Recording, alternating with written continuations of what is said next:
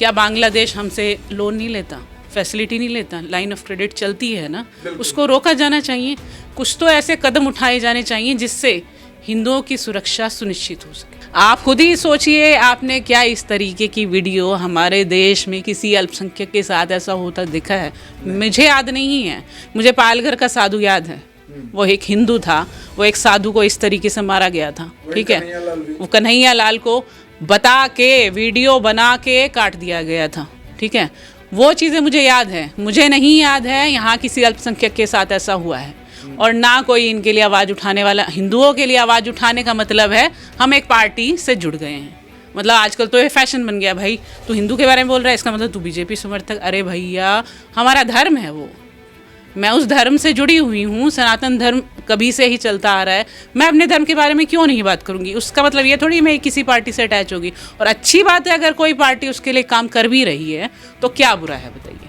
करना भी चाहिए ना, हमारी जड़ें हैं। सनातन हमारी जड़ ही तो हैं। जड़ के लिए ही काम नहीं करेंगे तो पेड़ कैसे सुरक्षित हो जाएगा? कानून क्या कहता है? जिस तरीके से आप लगातार बहुत सारे केस को हैंडल किए हैं, कानूनी प्रक्रिया क्या कहती है? इस तरीके से घटना अगर घटता है तो इसके लेकर के कोई खास कानून भी है? ना कोई भी धर्म, कोई भी हमारा आस्था है, उसको रखने की आज़ादी सबको होनी चाहिए। और किसी भी इंसान को इसलिए टारगेट नहीं किया जाना चाहिए कि वो एक धर्म से बिलोंग करता है। सबसे ज़रूरी तो किसी भी एक देश की सुरक्षा के लिए बहुत ज़रूरी है, क्योंकि धर्म तो ज़रूरी है। देखिए, हर इंसान किसी ना किसी धर्म आस्था ज़रूर रखता है, लेकिन अगर उसी को उसी वजह से टारगेट किया जाएगा तो कहीं पे भी लॉ एंड ऑर्डर मेंटेन हो ही नहीं सकता ना, किसी भी देश में नहीं हो सकता।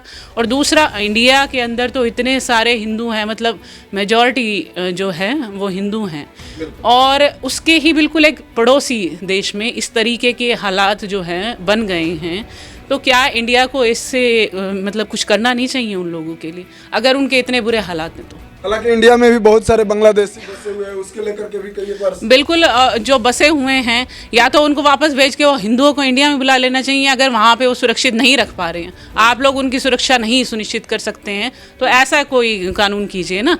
जो अवैध घुसपैठिए यहाँ घुसे हुए हैं, अवैध रूप से भी रह रहे हैं, उनको वापस भेज के हिंदुओं को यहाँ ले आए, ताकि उनको भी सुरक्षित, भाई उनको भी जीने का अधिकार तो है। एक हिंदू के साथ इतना बुरा जो हुआ है, और उसकी वीडियो भी देखना बहुत मुश्किल है। हमने वीडियो अलग अलग क्लिप्स में देखी हैं कि उसको जब तक उसके अंदर सांस थी तब तक तो उसको मारा ही गया, मरने के बाद भी उसको मतलब इतनी बुरी तरीके से डंडों से उसकी पिटाई हो रही है। और मतलब उसका कारण क्या था कि वो एक हिंदू था। हिंदू होना गुनाह है क्या बांग्लादेश में? ऐसा मतलब हालात ऐसे इस तरीके के हो गए हैं आज के समय में कि मतलब उसने जो उसके ऊपर इल्ज़ाम लगाए गए थे कि उसने ईश निंदा का आरोप उसके ऊपर जो लगा था, जिसके कोई सबूत भी नहीं मिले, और ऐसा कहीं पे भी साबित नहीं हुआ कि उसने ऐसा कुछ किया है। और अगर किया भी है तो एक लॉ एंड ऑर्डर तो होना चाहिए किसी कंट्री का। अगर किसी ने ऐसा कुछ किया भी है तो उसके खिलाफ एक प्रोसीजर होना चाहिए। पहली बात तो वो पुलिस स्टेशन के अंदर बैठा है, ठीक है, पहली एक क्लिप दिख रही है, तो वो बाहर कैसे आया है? इसका मतलब जानबूझ के उसको छोड़ा गया है ना मरने के लिए, लोगों के बीच में उसको छोड़ दिया गया है कि आप मर जाओ। पहली बात तो ये है, जब हमारे देश का बंटवारा हुआ था, बांग्लादेश पहले इंडिया का ही एक हिस्सा होता था, तो बंटवारे का मेन रीज़न क्या था? धर्म के बेसिस पे बंटवारा हुआ था। इस केस में तो सबसे ज़्यादा एक हिंदू ही मर गया ना, क्योंकि वो बंटवारा हुआ था हिंदू मुसलमान जो धर्म को देखते हुए, धर्म के ऊपर विभाजन हुआ था। लेकिन अब आज सबसे ज़्यादा इस चीज़ का भुगतान कौन कर रहा है? एक हिंदू ही तो कर रहा है कि हमने जो है हमारे देश का बंटवारा देखा जिस बेसिस पे, आज एक हिंदू इसी वजह से मर रहा है कि उसको एक हिंदू होने की सज़ा मिल रही है। हिंदू होने की सजा मिल रही है, कह सकते हैं। अल्पसंख्यक हर देश में है, हमारे देश के अंदर भी है, लेकिन इतना बुरा हाल होता मैंने अपने देश में नहीं देखा।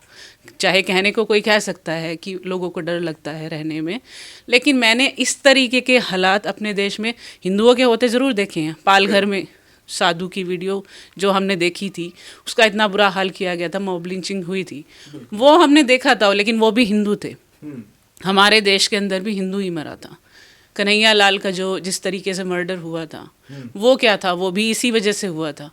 लेकिन मतलब टारगेट क्या है? अगर टारगेट देखा जाए तो हिंदू होने की वजह से ही तो ये हो रहा है। अच्छा, इसके लिए हमारे देश को भी कुछ कदम उठाने चाहिए। क्या बांग्लादेश हमसे लोन नहीं लेता, फैसिलिटी नहीं लेता, लाइन ऑफ क्रेडिट चलती है ना, उसको रोका जाना चाहिए।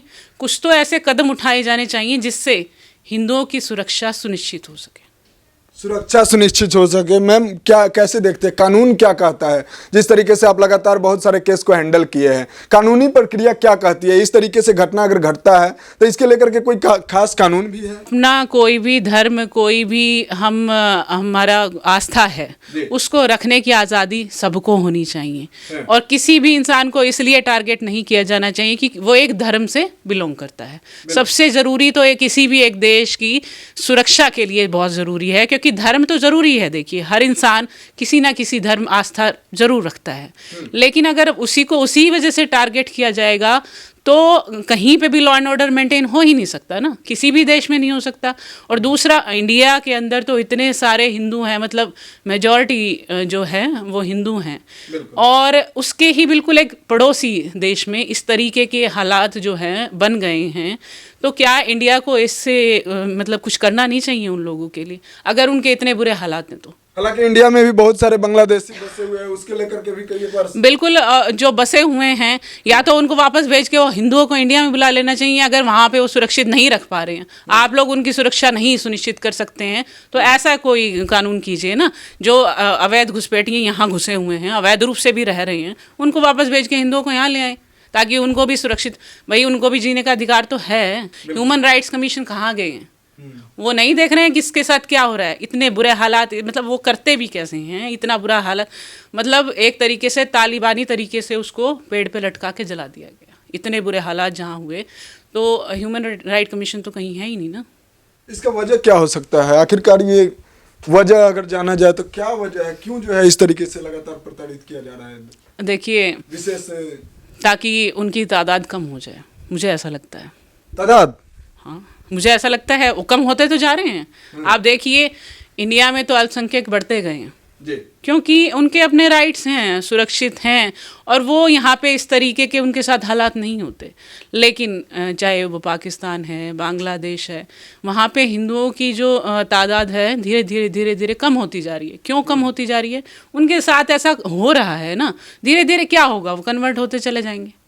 तो यही उनका मेरे ख्याल से एक मोटिव है ये करना। तादाद पर बात की है मैम, थोड़ा सा जान लेते हैं। एनआरसी कानून आया, उसका भी लगातार विरोध हुआ, तो ये एक ऐसा जनसंख्या नियंत्रण कानून नहीं आना चाहिए था इंडिया में जिससे? देखिए, एनआरसी था, उसमें ये था कि हिंदुओं को अगर मतलब किसी भी देश से आना चाहते हैं तो उनको सुरक्षा दी जाएगी। क्यों? क्योंकि इस तरीके के हालात दूसरे देशों में उनके साथ हो रहे हैं ना, वो एक्चुअल सिचुएशन है। पता नहीं लोग किस बेस पे मतलब विरोध करते हैं, क्यों? उनके क्या उनको दिखाई नहीं दे रहा है? आज कोई बोलने वाला नहीं है। कोई भी आदमी जो भी मतलब पावर में बैठा है, जिनके पास पावर है चीज़ों को बदलने की, इंटरनेशनल लेवल पे बातें रखने की, वो क्यों नहीं इन चीज़ों को उठाते हैं? वो मुद्दे ये क्यों नहीं उठाते हैं, जबकि उनके पास पावर है ये करने के लिए? क्या इंडिया आज इतना कैपेबल नहीं है? बांग्लादेश जो है इतना बड़ा राज्य मतलब देश नहीं है कि इंडिया उसको कोई चीज़ को बदलने की ताकत नहीं रखता, पर इंडिया करेगा तभी तो ना उस चीज़ को, उसके लिए कदम तो उठाए जाने चाहिए ना। तो क्या इसमें पक्ष विपक्ष दोनों नेताओं के एक साथ मिलकर के उसके साथ, या कैसी? देखिए, लगातार देखा गया है, देखिए एक धारणा बन गई है कि अगर हम हिंदुओं के बारे में बात करेंगे तो मतलब एक पार्टी सुनिश्चित हो गई आपकी, लेकिन धर्म से कोई पार्टी सुनिश्चित नहीं होती। हमारी आस्था है, हक तो सबको है ना, बराबर राइट्स तो सबके हैं ना, चाहे वो किसी भी धर्म का है, किसी भी समुदाय का है, किसी के साथ भी गलत हो रहा है तो सबको आना चाहिए ना, चाहे वो पक्ष है चाहे वो विपक्ष है। लेकिन अगर ये सोच के हम टारगेट कर रहे हैं कि बस ये धर्म का होगा तो हम करेंगे, फिर हमें हाइक मिलेगी। अगर किसी अल्पसंख्यक समुदाय से है उसके बारे में बात करी गई तो हमें हाइक मिल जाएगी, और हिंदू है तो भाई हमें कोई फ़ायदा नहीं मिलेगा, तो हम उस बारे में बात ही नहीं करेंगे। ये ट्रेंड चल गया। आप खुद ही सोचिए, आपने क्या इस तरीके की वीडियो हमारे देश में किसी अल्पसंख्यक के साथ ऐसा होता दिखा है? मुझे याद नहीं है। मुझे पालघर का साधु याद है, वो एक हिंदू था, वो एक साधु को इस तरीके से मारा गया था, ठीक है? वो कन्हैया लाल को बता के वीडियो बना के काट दिया गया था, ठीक है? वो चीज़ें मुझे याद है। मुझे नहीं याद है यहाँ किसी अल्पसंख्यक के साथ ऐसा हुआ है, और ना कोई इनके लिए आवाज़ उठाने वाला। हिंदुओं के लिए आवाज़ उठाने का मतलब है हम एक पार्टी से जुड़ गए हैं, मतलब आजकल तो ये फैशन बन गया, भाई तू हिंदू के बारे में बोल रहा है इसका मतलब तू बीजेपी समर्थक। अरे भैया, हमारा धर्म है वो, मैं उस धर्म से जुड़ी हुई हूँ, सनातन धर्म कभी से ही चलता आ रहा है, मैं अपने धर्म के बारे में क्यों नहीं बात करूँगी? उसका मतलब ये थोड़ी मैं किसी पार्टी से अटैच होगी। और अच्छी बात है अगर कोई पार्टी उसके लिए काम कर भी रही है तो क्या बुरा है बताइए, करना भी चाहिए ना। हमारी जड़ें हैं, सनातन हमारी जड़ ही तो हैं। जड़ के लिए ही काम नहीं करेंगे तो पेड़ कैसे सुरक्षित हो जाएगा? पहले जड़ को मजबूत करना है तभी जाके पेड़ मजबूत। यही बात है ना। अब नई जनरेशन जो है वो इस बात को, हालांकि मुझे लगता है थोड़ा थोड़ा चेंज आ रहा है लोगों की मतलब सोच में बदलाव आ रहा है। बीच की जो जनरेशन थी ना वो छोड़ती चली गई थी, धर्म की जड़ों को छोड़ती चली गई थी, जिसकी वजह से वो भुगतान हम लोग आज कर रहे हैं। इतने बुरे हालात हिंदुओं के होते जा रहे हैं, लेकिन धीरे धीरे लाइन शायद ट्रैक पे आ जाएगी। मैम, देखा गया था बीते कुछ साल पहले जो है वहाँ पहले से जो है इस तरीके से घटनाएं हुई, हिंदुओं के साथ अत्याचार हुआ, वहाँ के प्रधानमंत्री को जो है भारत आना पड़ा था। इस सब के बारे में क्या कुछ सोच रहे हैं, कैसे देखते हैं? देखिए, उस समय भी जो वायलेंस वहाँ हुई थी वो मतलब बहुत ही हाई लेवल की वायलेंस थी। इस तरीके के सिचुएशन वहाँ क्रिएट हो गए थे, उनके साथ भी बहुत बुरा हुआ था। जिस तरीके से उनके हालात हुए थे, उनके घर में घुस गए थे लोग, बहुत बुरे हालात थे। लॉ एंड ऑर्डर तो बेसिकली अभी वहाँ पे हिंसा हो रही है, जो वो उनके एक नेता को मारा है उसकी वजह से अभी तो हिंसा चल रही है वहाँ पे। तुम्हारे देश के हालात खराब हो चुके हैं, कोई बात नहीं है, लेकिन जो शेख हसीना वहाँ से आई उनको यहाँ पे मतलब संरक्षण मिल गया इंडिया के अंदर, आज भी वो रह रही हैं, ठीक है, उनको कोई प्रॉब्लम नहीं है। क्यों? क्योंकि वो एक मतलब एक जाना माना चेहरा थी इसलिए, लेकिन एक जो वर्कर है, हाँ वही ना, एक मतलब एक अमीर इंसान है जिसके पास पैसे भी हैं, जिसको सब जानते हैं, तो उनको एक संरक्षण मिल गया, ठीक है। हालांकि वो उन्हीं के मतलब उनके रिलीजन वाली तो ऐसी कोई बात ही नहीं थी उनके साथ, लेकिन एक आदमी जो बेचारा अभी मरा है, जिसकी वीडियो हम सब ने देखी है, इस तरीके से उसको ब्रूटली मारा गया है, वो एक फैक्ट्री वर्कर था, एक गरीब आदमी था। उसकी एक बेटी भी, मैंने उसकी फ़ोटो देखी, उसकी एक बेटी भी थी। उसके संरक्षण के बारे में कौन बात करेगा? अगर वहाँ पे सुरक्षित हिंदू नहीं हैं तो उनको यहाँ पे शरण दी जाए। वैसे भी तो इतने घुसपैठिए आते हैं, अवैध भी तो आ रहे हैं, तो वो लीगली तरीके से आ जाएं। आप लोग नहीं उनको रख पा रहे हैं, कोई बात नहीं, उनको यहाँ रखिए। यानी धर्म के आधार पर जो है फिर से जो है एक बार इसका आना जाना देखिए, जरूरत इसलिए हुई क्योंकि जब हुआ वो ठीक से नहीं हुआ। अगर उसी टाइम पे ये बंटवारा अच्छे तरीके से कर दिया जाता तो आज वो बेचारे आज भुगतान जो कर रहे हैं, जो उनको मिल रहा है, वो किस तरीके से रह रहे होंगे वहाँ पे। मतलब उनके तो राइट्स के बारे में कोई बात ही नहीं करता ना।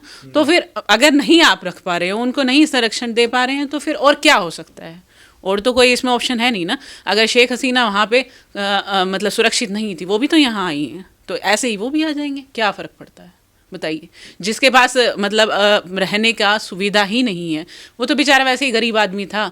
और वहाँ के जो हिंदू हैं, कम से कम हिंदू कम्युनिटी जो बचे हुए लोग हैं, उनको उसकी फैमिली के लिए कुछ ना कुछ अरेंजमेंट करना चाहिए पैसे वैसे का, ताकि उसकी फैमिली एटलीस्ट वो अपना जीवन यापन तो कर पाएँ। इतना भी उन लोगों को करना चाहिए। लेकिन फिर भी मैं ये चाहती हूँ मतलब जो लोग पावर में हैं, कम से कम उन लोगों के लिए कुछ स्टेप उठाएं। स्टेप उठाए यूनिट सरकार को उठाना जरूरी है। उनको देखिए, अगर उनको उठाना होता तो ऐसे हालात ही नहीं थे। पुलिस स्टेशन में तो वो ऑलरेडी बैठा हुआ था, पुलिस स्टेशन ही तो पहुंच सकता था वो, वहाँ से उसको निकाल के मारा गया है। तो सबने चाहा था ना कि ये मर ही जाए।